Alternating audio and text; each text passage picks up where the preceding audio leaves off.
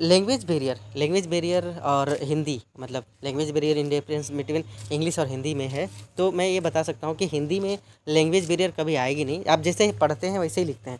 English में लेकिन जैसा बोलते हैं वैसा लिखते नहीं है, जैसे लिखते हैं वैसा बोलते नहीं हैं। तो मैं अपने हिंदुस्तान के सभी भाइयों को या बहनों को अपना ये बता सकता हूँ कि हिंदी में और संस्कृत में आप जो लिखते हैं वही पढ़ते हैं आप चाहिए। और यहाँ पर ये है कि हिंदी में आप जो भी बोलते हैं ना, उसका मतलब स्पेसिफिक उच्चारण भी होता है। जैसे क ख ग घ अंग अगर आप बोल रहे हैं तो इसका कंठ से उच्चारण होता है। आप देखिए च छ बोल रहे हैं तो हमारा जो तलवा है वो मुंह के अंदर उस वो टच करता है। ट ठ बोलते हैं तो भी देखिए आप इमेजिन करिए, प फ ब भ म बोलिए तो भी आप मतलब हर एक चीज़ का उच्चारण एक स्पेसिफिक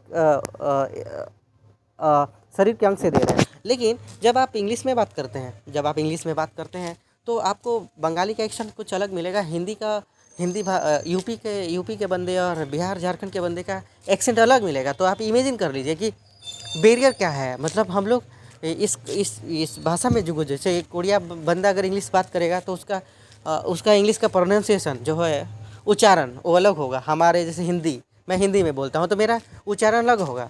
तो इससे साफ ज़ाहिर होता है कि ये लैंग्वेज बैरियर जिन्होंने बनाया है, ये खाने के दांत कुछ और दिखाने के कुछ दांत कुछ और ये है। तो आप इस चीज़ को नेगलेक्ट करके, जैसे हमारा कम्युनिकेशन जो है, मतलब मेरी जो भाषा करने की शैली जो है वो अलग है और मैं हिंदी में कंफर्टेबल फील करता हूँ। इवन मेरे को लगता है कि इंडिया में करीब करीब ज़्यादातर जो आबादी है वो हिंदी में ज़्यादा कंफर्ट करती है। लेकिन क्या करें, इस कॉर्पोरेट वर्ल्ड ने या तो फिर ये कॉर्पोरेट कल्चर ने इस तरह से बना के रखा है आपको कि नहीं, आपको इंग्लिश आना चाहिए।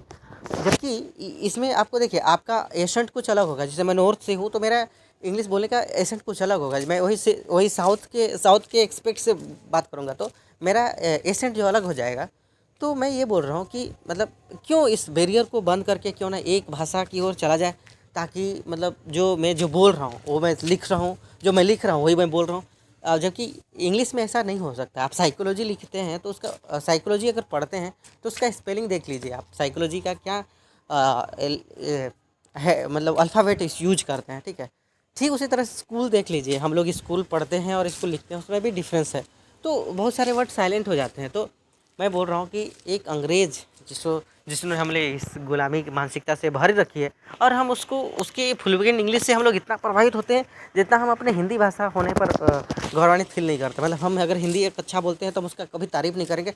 लेकिन एक टूटा फूटा इंग्लिश कोई बोल देगा, एक अंग्रेज़ आता है और एक टूटा फूटा इंग्लिश भी बोल देगा, हम लोग उसका वाहवाही करते हैं। तो ये है लैंग्वेज बैरियर। तो इस विषय में बात इसलिए कर रहा था कि मेरे को जब पता चला कि लैंग्वेज बैरियर की वजह से मतलब इवन मेरे को भी बहुत प्रॉब्लम हुई है, तो मैं इस चीज़ को क्लियर कर देता हूँ। लैंग्वेज मतलब कम्युनिकेशन जो है एक अच्छा होना चाहिए, जिससे आपको समझ में आए, दूसरे की बात समझ में आए।